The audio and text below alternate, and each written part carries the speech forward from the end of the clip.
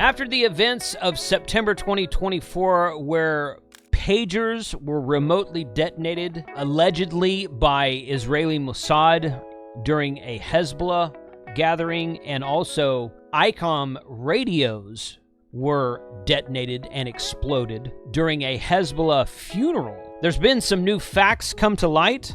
ICOM makes a public statement, and I wanted to respond to some of the comments that you guys made. Let's go. So long story short, watch this video here. I talk about the fact that ICOM was in the news. Some radios that were labeled ICV82, a radio which is more than 20 years old in its original design and has been out of production since 2014. So 10 years. 10 years this radio has been out of production. Some of these radios were used, they were tampered with, and they all exploded at the same time, or at least a lot of them did, as bombs at a Hezbollah gathering during the Israeli-Hezbollah war that's going on in the Middle East right now. Almost called it a skirmish. Okay, some people might get mad at that. There's a war going on in the Middle East right now. And ICOM has said that those radios were not true ICOM radios, that ICV82 apparently has been... There's been a lot of fakes out there for a long time.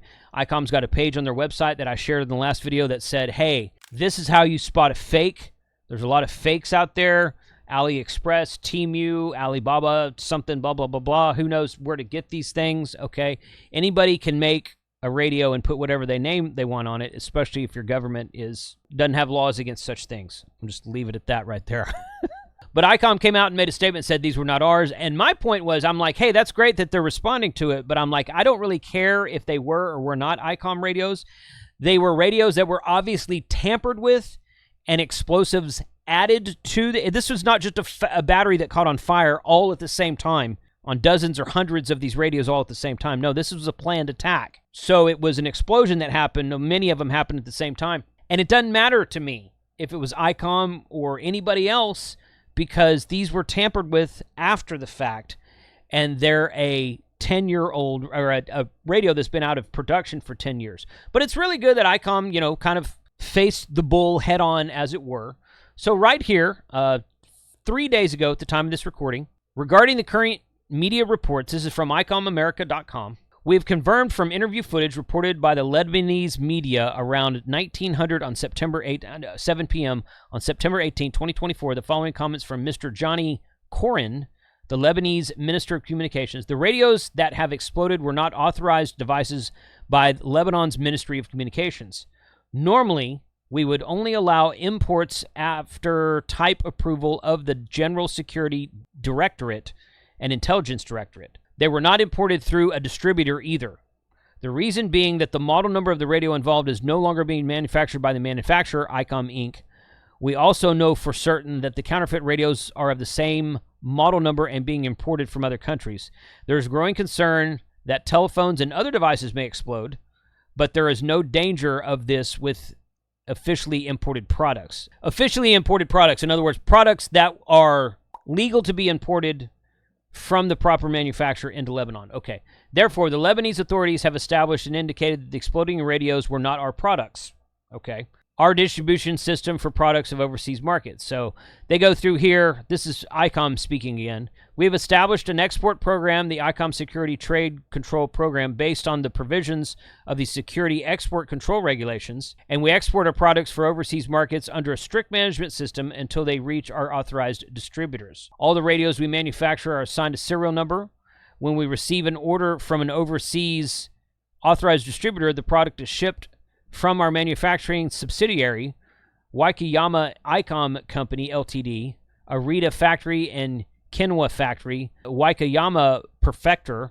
The products are delivered to the authorized distributors by a forwarder, a company that handles the transportation of goods.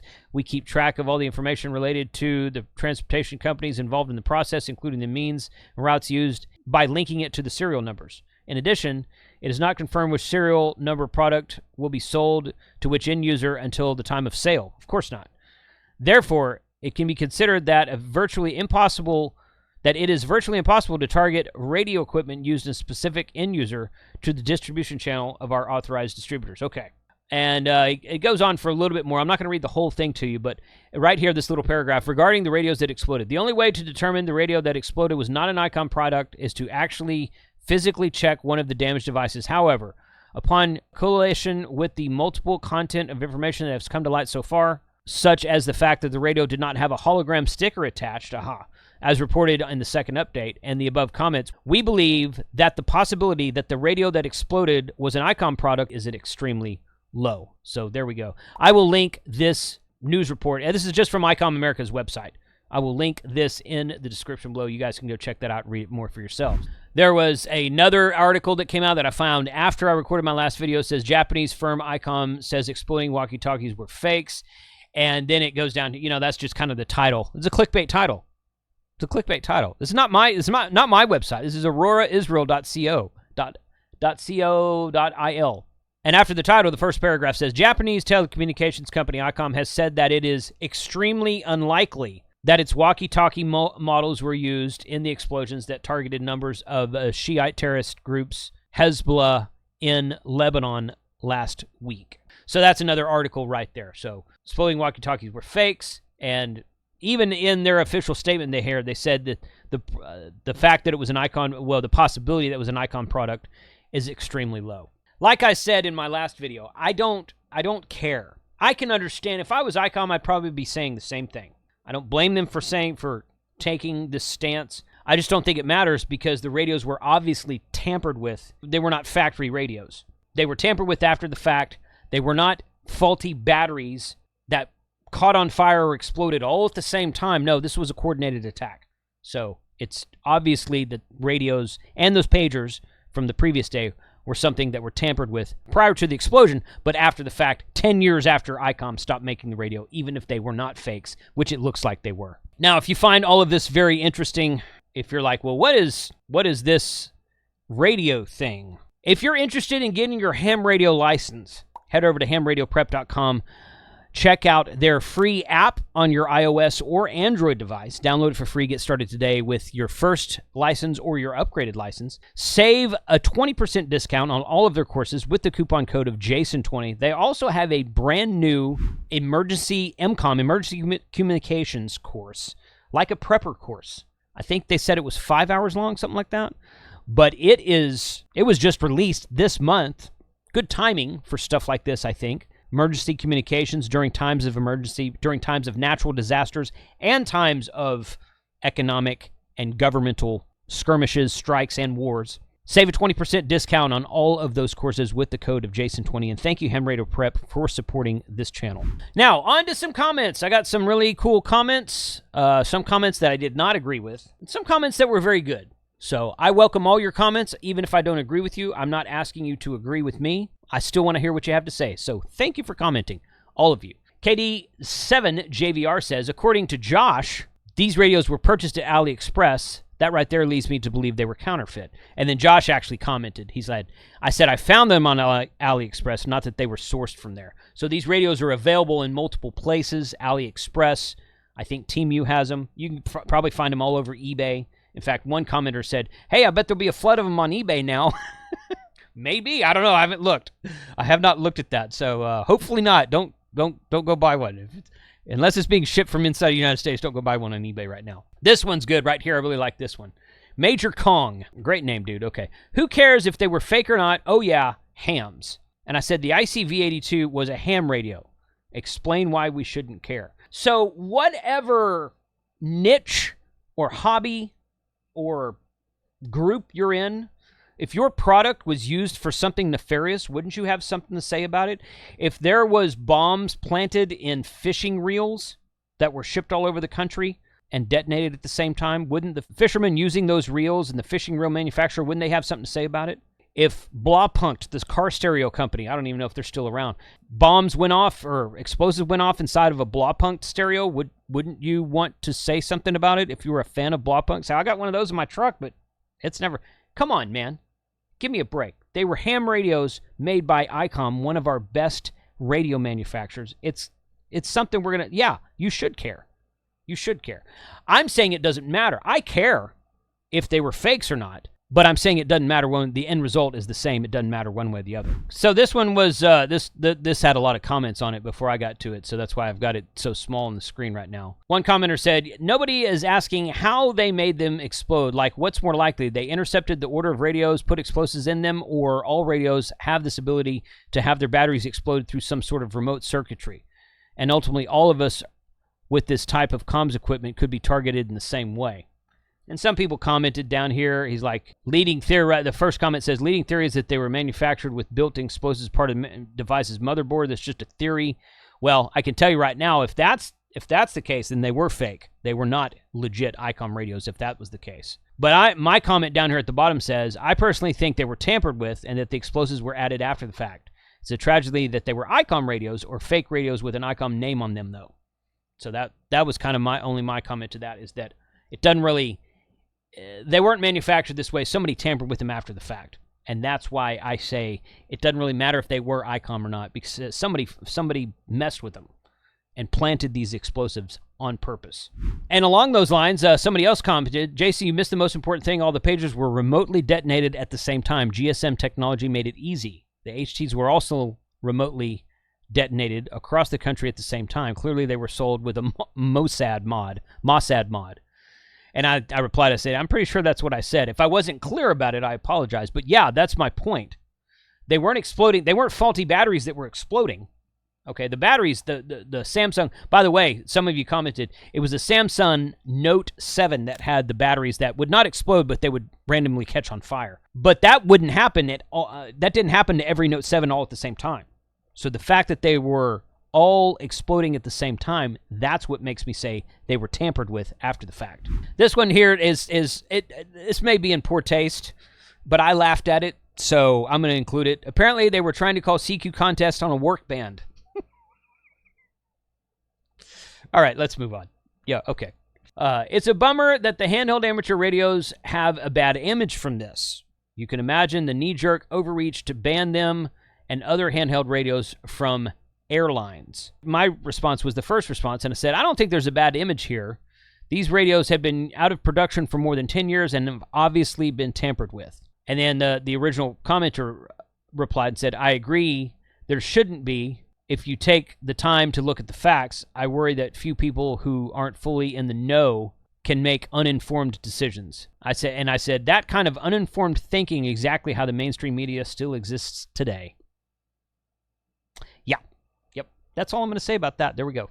Why is the media so quick to jump in and blame the manufacturers for misdeeds of people?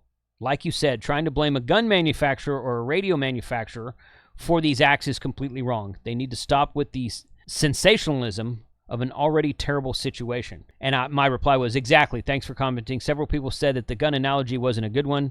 I just wonder what planet they are living on. And I stand by my statement on that. In fact, along those lines, this was one of the first comments I got about the gun analogy. This analogy is ridiculous. A gun is a deadly weapon by design, a radio not so much.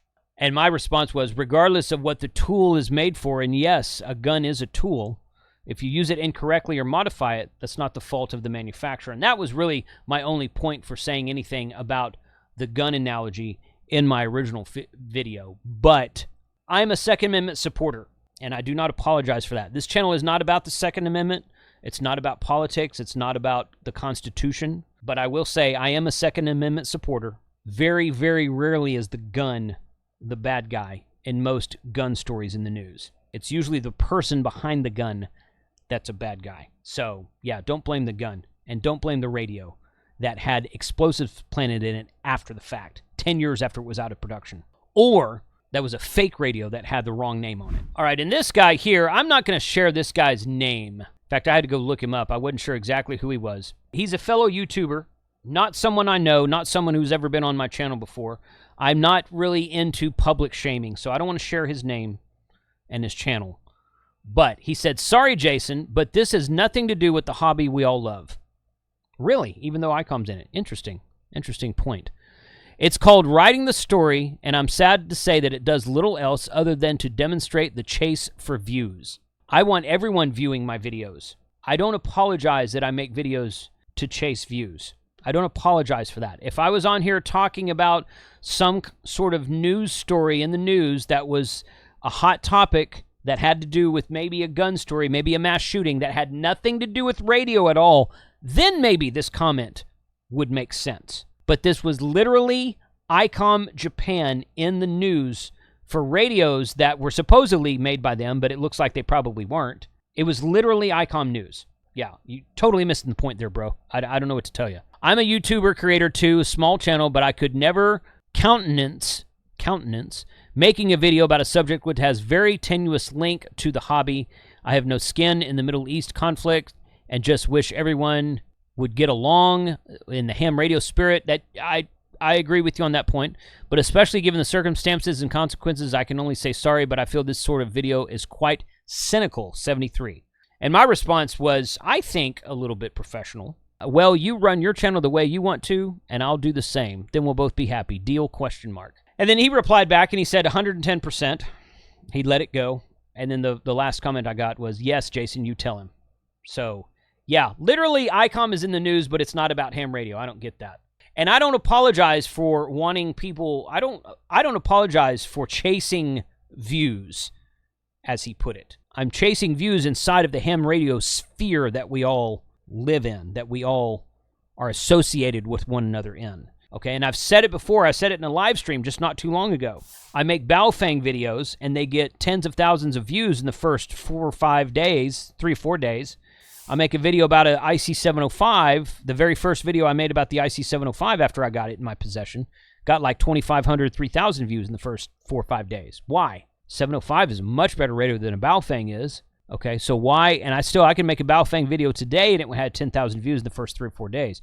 Why? Well, I don't know why. Opinions of why vary. But you know what? You know what that tells me when I get so many views on a Baofeng video and not so many views on another video about another topic, about another radio? That tells me that you want to watch Baofeng videos. Okay, so I'm making videos for you guys, for my audience, for my subscribers, my watchers, my viewers, my commenters, for you. If you didn't watch it, then I probably wouldn't make a video about a second one again. I probably wouldn't make a video about that topic again, or that model again, or that subject again. But I am following what you guys want to see. And I love talking about it because it's ham radio. It's all fun to me. I don't care. So what do you think about these latest updates from ICOM themselves? What do you think about the ICV82? What do you think about some of these comments? Because there's a lot more than that. A lot of you commented. I just took those screenshots in the second or third day. It's been more than a week now that I'm recording this new video. So comment below, tell me what you think, and hopefully we won't see ICOM in the news in a bad light again anytime soon. Check out these videos over here. For some reason, YouTube thinks you want to watch them next. 73.